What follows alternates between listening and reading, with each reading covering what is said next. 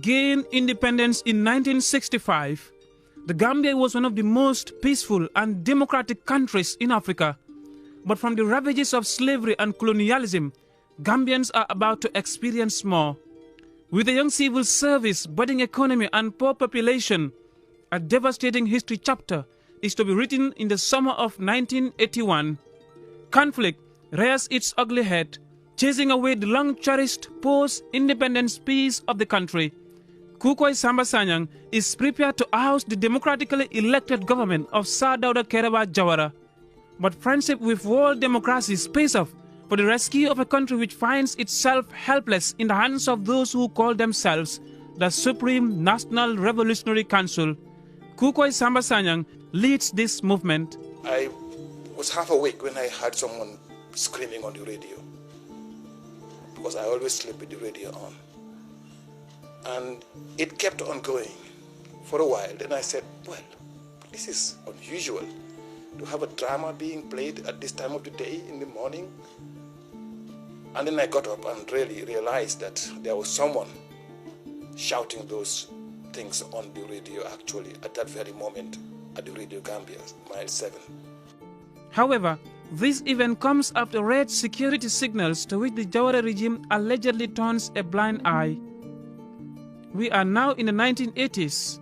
The clouds are forming, giving way to the Kukoy left-wing insurgency, having an easy ride against the field force of the country.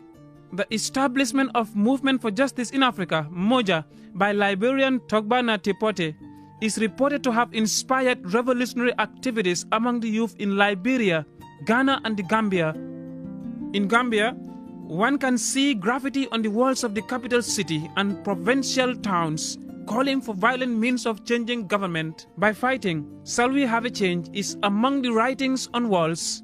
Pictures of arms and ammunition are also reportedly printed by Moja.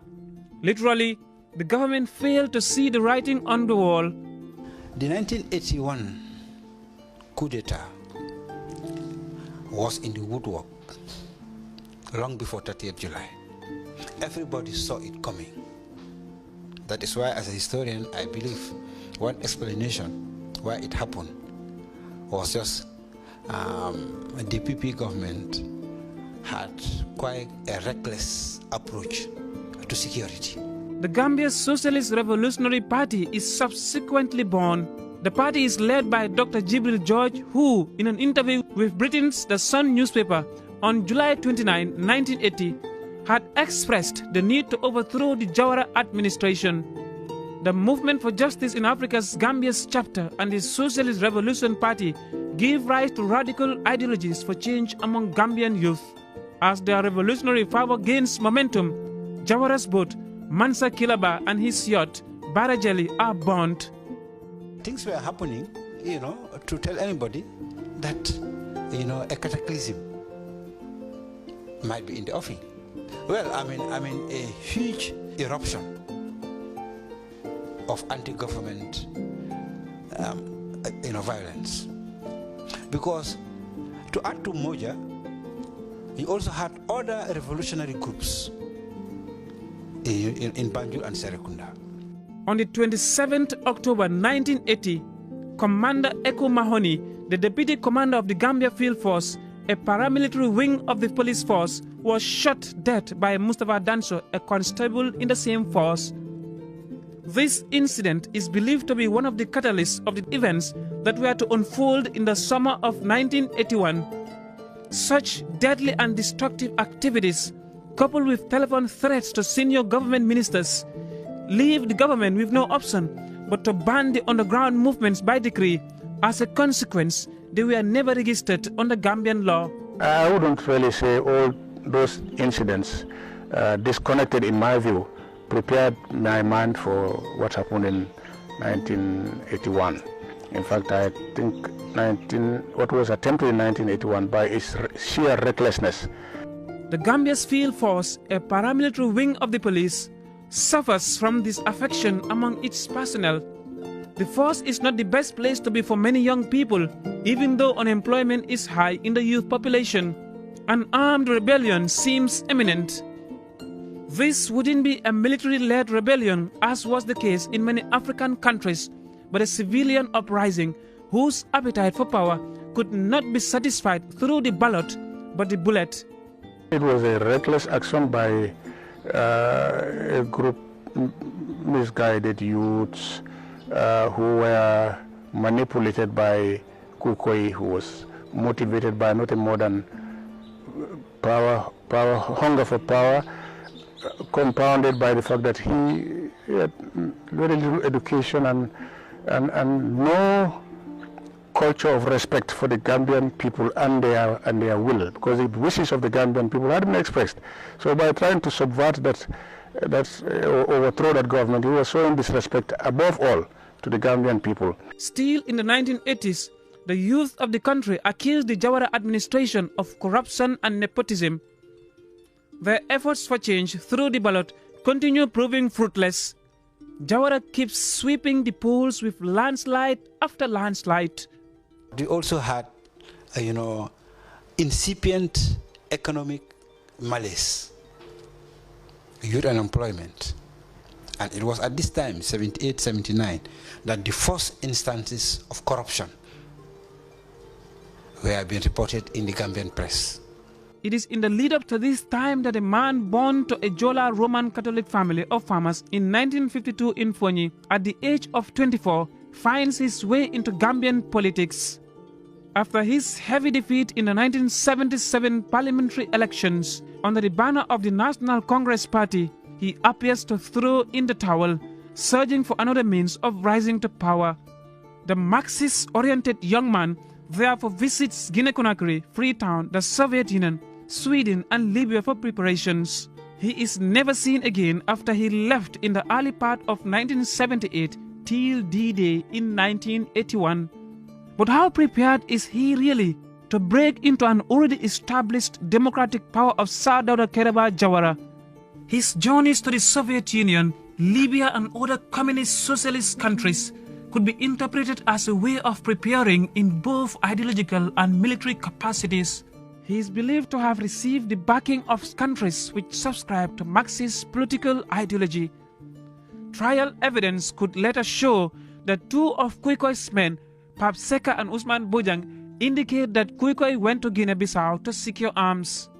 There was also a sub-regional context to Kuikoi's preparation, because in November 1980, Ninuvera made a coup d'etat in Guinea-Bissau, and he also had some socialist, Marxist, sing-song, revolutionary. Until the time of the coup, Kuikoi lives in Bakau, and his return would only be publicly noticed when the coup he is hatching erupts. Talending is reportedly the safe haven for him. Hence, it is the place one of his brothers and his friends live. So at the night before the coup, they gather at Talending, have their meals and green tea, locally called attaya, while the clock is ticking to their already planned mission. 9 of the conspirators are civilians, while 3 are field force members. These radical elements could bank on the prevailing disaffection and ethnic division in the Gambia's field force. They infiltrated, like I said, there was disaffection. There was disaffection within the field force. Yeah, because the killing of, Commander Mahoney, I really don't want to, go into the ethnic dimension of this, So maybe we just, say it like that. At 2:00 a.m. on the morning of the 30th of July, Kuikoi and his men are ready to set off. They march about 5 miles to the Bakau depot. This rebel group wouldn't fire a shot at the spot, as dozens of disaffected, disgruntled and demoralized field force members surrendered and assisted in breaking into the barracks armory. They had access to the armory, took the rifles, the ammunition, they armed themselves, and now invited other field force members to join them. And they had dozens. In less than 3 hours, the Supreme National Revolutionary Council is in control with support from dozens of field force members. The Unum Airport, barracks and Gambia are now in the hands of the radical rebel group, while President Jawara is attending the royal wedding of Prince Charles and Lady Diana. Some government ministers and Jawara's senior wife, Lady Chilal, and 8 of his children are kidnapped by the rebels. Gambians get to hear a pre-recorded audio of the council. Kuikoi's voice hits the airwaves of Radio Gambia in the early morning of Thursday, 30th July 1981. The revolutionaries announced a takeover and expressed their intention to establish a dictatorship of the proletariat. Tragedy has descended on the Gambia. Long live the revolution. Long live the heroic comrades in the field force raised to the ranks of a People's Liberation Army. Long live the struggle. Death to neocolonialism, racism and fascism in the Gambia. Death to capitalism and world imperialism. Down with the Jawara administration, the public enemy. Victories to the Gambian revolutionary struggle.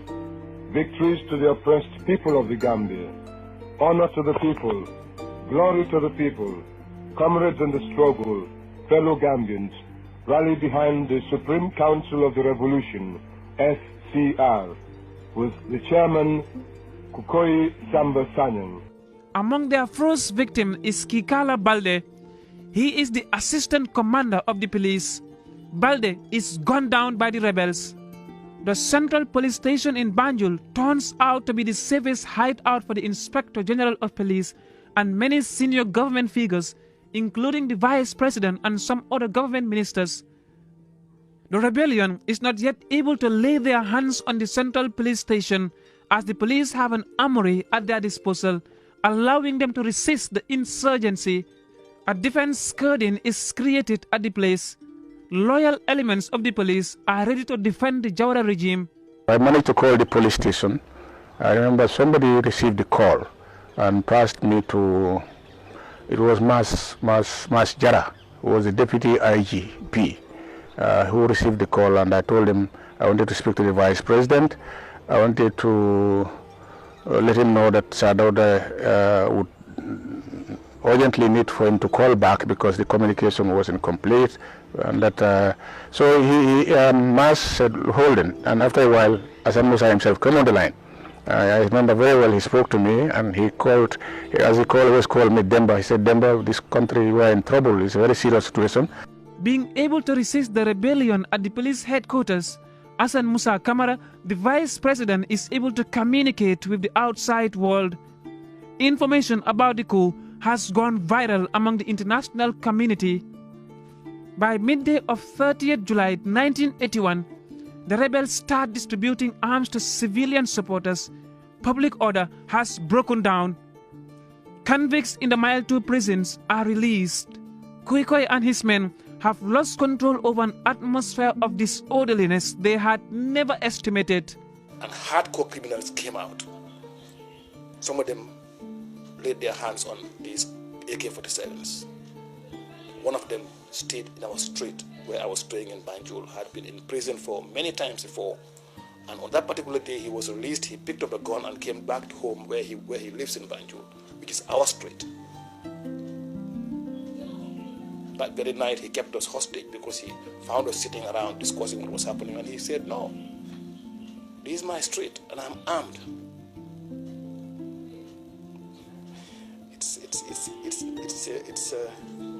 It's something in my memory that perhaps I could have died with. While conflict is on the rise, looting, robbery, rape and killing by and among the rebels and civilians takes center stage. Shops run empty. The death toll increases as does sexual violence against women. Even at this early stage, the rebel group has begun to somewhat splinter, leading to the killing of the Gambia Revolutionary Socialist Party founder, Jibril George, at the depot. The Royal Victoria Teaching Hospital and the Medical Research Council are full to overflowing, treating patients, while the Banjul mortuary receives dozens of dead bodies. People are going into shops, cutting away, goods and merchandise, to their houses. New fridges, stand fans, ceiling fans, cooking machines, washing machines, vehicles, anything of value, was, cutting away by civilians into their various homes in Banjul.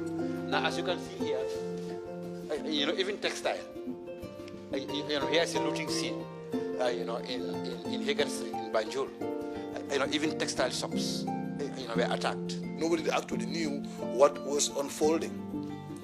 So I strolled down to Independence Drive, and then I came from Wellesley. I came through Wellesley, and as you see, if you know Banjul, coming through Wellesley, what you face is the street where the mortuary is located. So I walked across the street, Independence Drive, and then I saw dead bodies. It dawned on me that something serious is happening. 105 hostages, including Lady Chilal Jawara and the children, are in the hands of the rebel at the Bakau depot. The young insurgents are now using mass communication at their disposal by forcing many Gambians and some Senegalese to take to the airwaves to denounce the Jawara administration.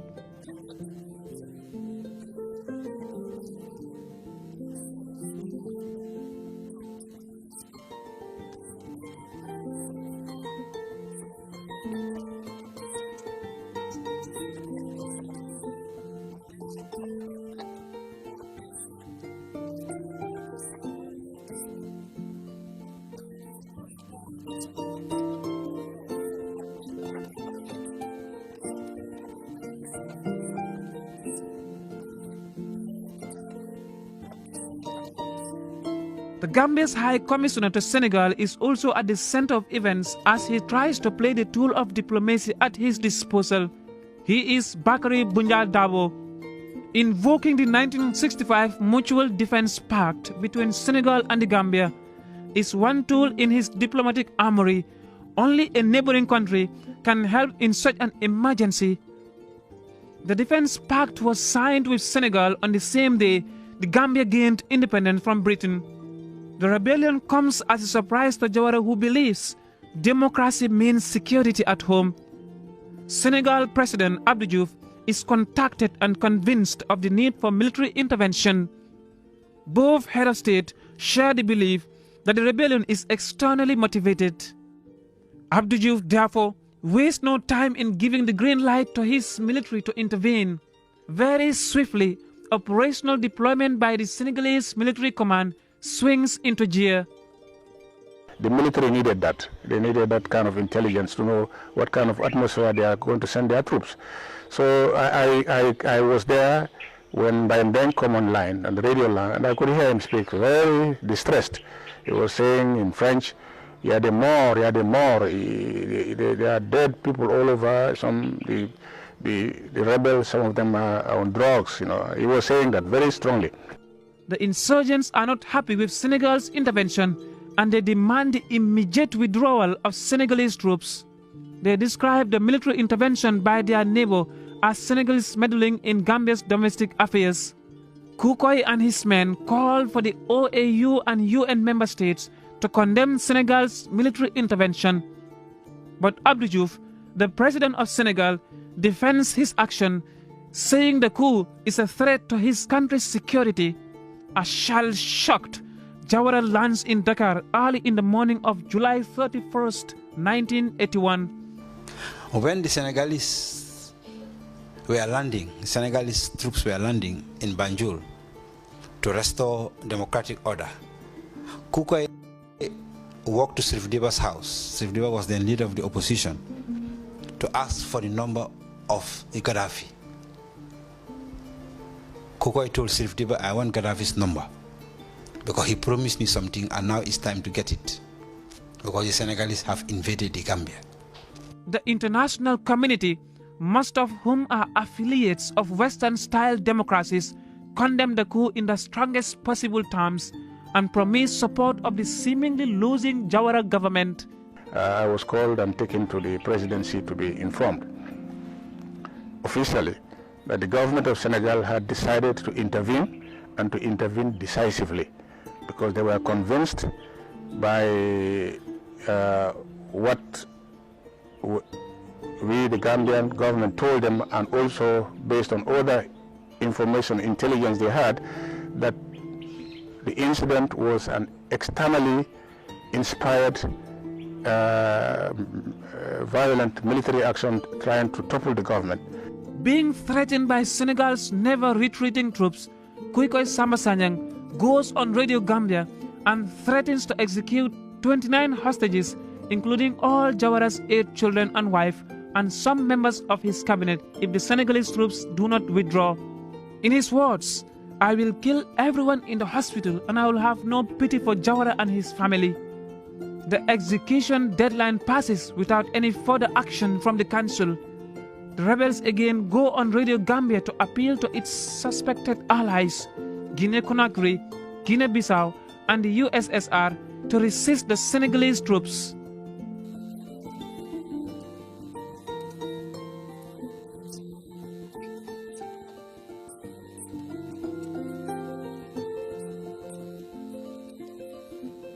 President Jawara have requested Britain's help, and Gambia's former colonial master responded with caution by tapping in the intelligence of their Special Air Force Service Regiment known as the SAS.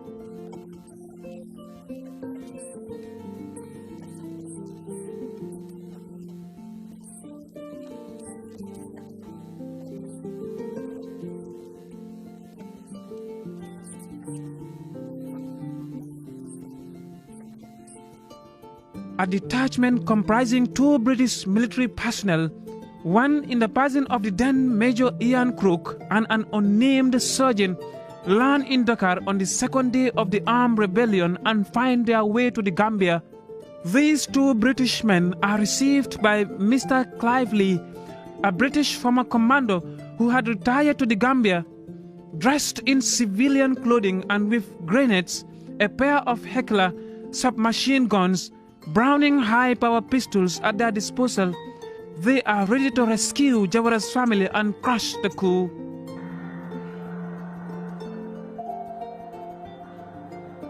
At the Medical Research Council, Jawara's family is carried from the depot where they have been detained on the eve of the coup, receiving treatment under the watchful eyes of the rebels.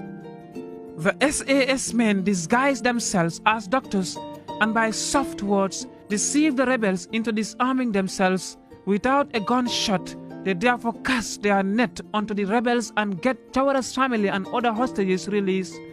There was just one man in the armory, and it happened to be near a television cameraman at the time, and in no time at all, he just looked at us and he said, "No effing pictures." And that was that. It was clearly SAS men. Lady Chilel, a senior wife of former President Sadada Kereba Jawara, tell us her experience in the hands of the rebels.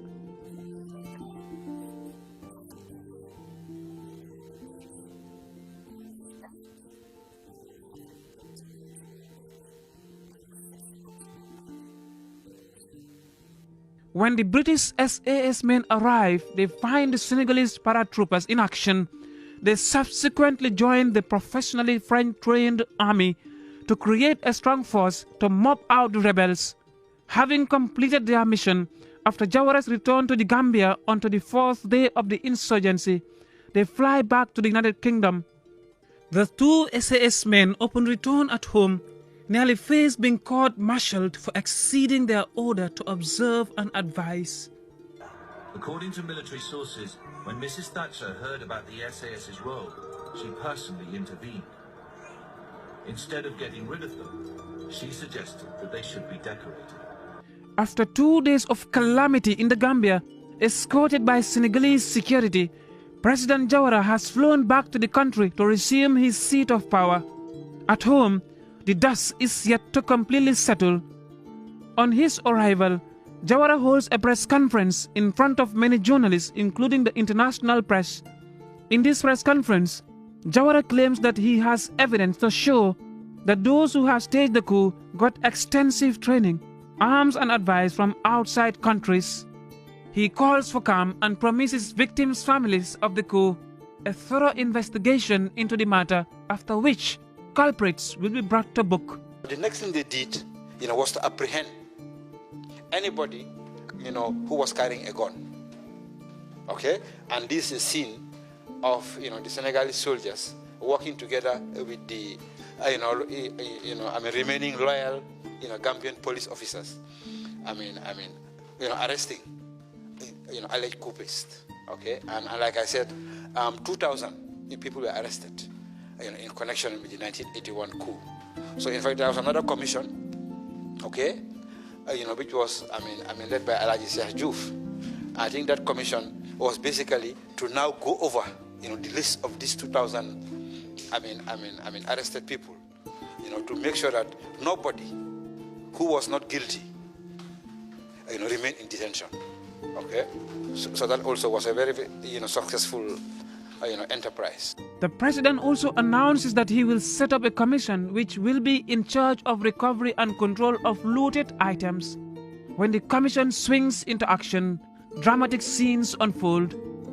Honesty is manifested by some Gambians who took part in the massive looting as they voluntarily show up and return looted items. People will, carry a whole fridge, and take it back to the commission and say, I took this, and I'm very sorry. There are mass arrests of suspects by the police with the assistance of Senegalese forces still on the ground. While the rebels are being mopped up, Kukoy Samasanyang, under military pressure, runs for his life on the 4th of August 1981. He flees the country through Senegal-Casamance border and finally makes his way to Guinea-Bissau. In Senegal, some rebels are captured by the Senegalese security and handed back to the Gambian police for trial. The insurgency leaves several wounded, and an estimated figure of over 1,000 deaths is recorded by Amnesty International. Hundreds of bodies, corpses, were rotting, in the streets of Banjul and Serekunda and environs. Countries abroad promise Gambia relief assistance, while rescue operations of casualties are on within the country. Hospitals are full, and the first aiders are in action, risking their lives to the terror. As the amount of people arrested increase, okay, the government had to create new detention centers, like at the Bakau Primary School, and here also the Red Cross were allowed to come and to offer their services, particularly to facilitate family contact between the detainees, okay, and their families. Gambians at home and abroad give aid either in cash or in kind to support victims and their families. On Thursday, the 13th of August, the West German government announces that it is giving £22,220 plus ambulances, food, and sending technical advisors. I spent a lot of time, for instance, going to the military airfield in Wakam to receive flights bringing wounded people, from even dead people, and attend to them. Where there are dead people, to also represent the Gambia, to present condolences to their families once they are identified. 4 days after Kukoy Samasanyang fled the country to Guinea-Bissau, according to a Bissau delegation to Banjul on the 29th of August 1981, 9 rebels, including their leader, are under custody of the Bissau authority, and they promise to hand them over to government of the Gambia. The promise is never fulfilled. By the end of August, almost 2,000 Gambians had been detained. In fact, Mile 2 was full.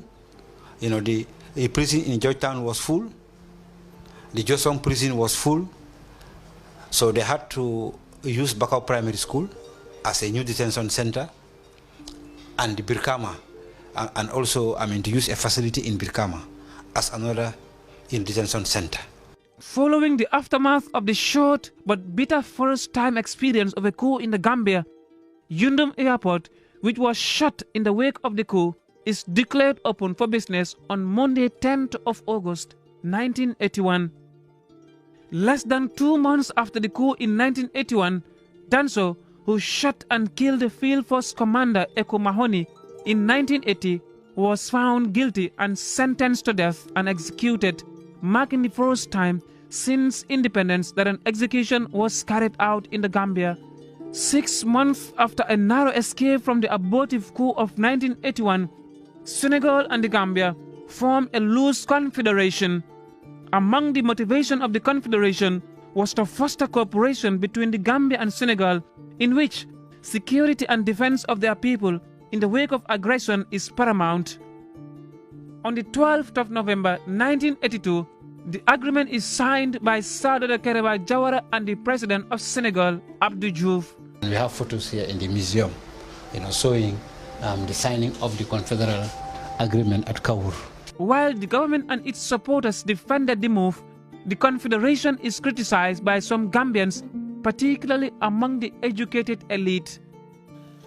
It saved him, but for a while, because the conditions under which he came together with Senegal included, he said that at some point he should be the head of the Confederation. When Abdou Diouf was the head since the beginning, then all of a sudden Jawara said he also has to, it should be, in turn. And that is what brought the division. Before 1984, Gambia didn't have an army, but a field force, a paramilitary wing of the police.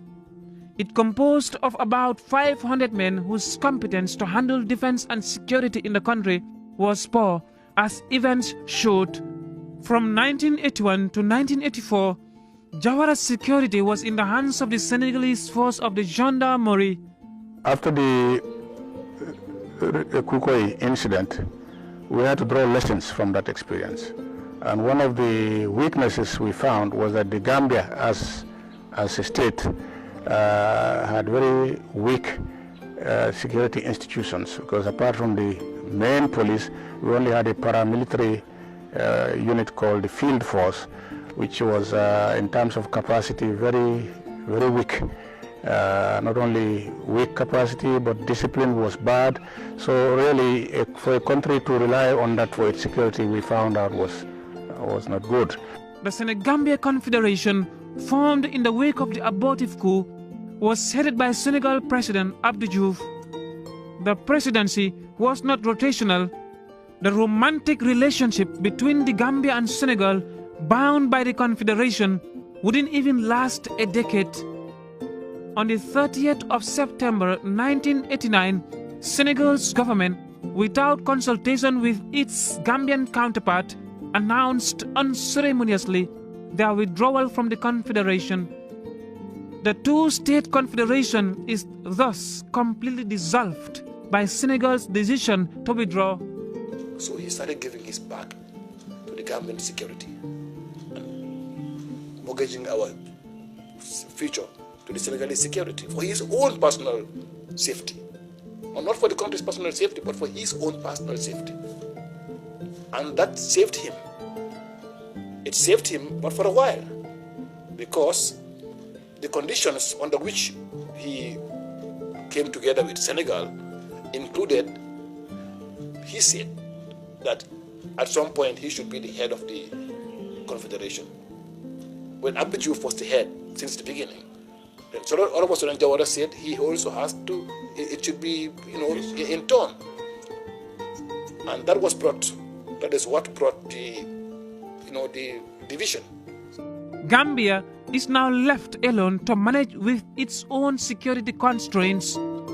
A security vacuum is left amidst withdrawal of the Senegalese gendarme from the Gambia. Another coup attempt is brewing by other military men who seem to have learned lessons from the abortive 1981 coup. Years later, nepotism, corruption, and so on are again part of the everyday vocabulary of a military council which would successfully topple President Jawara's long-time rule.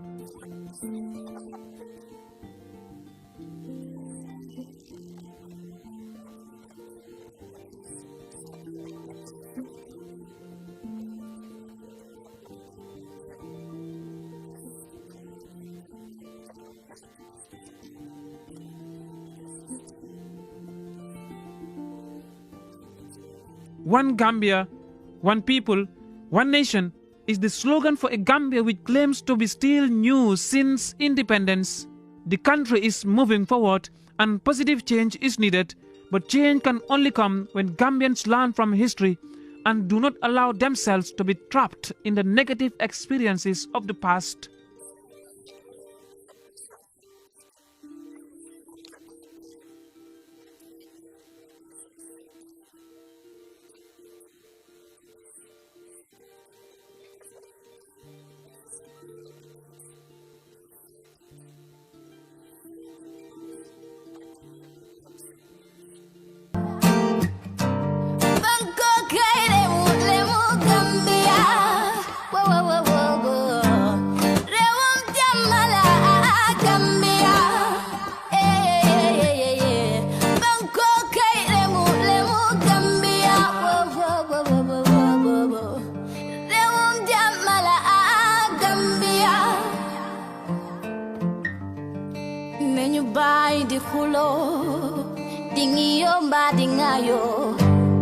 Let us clear out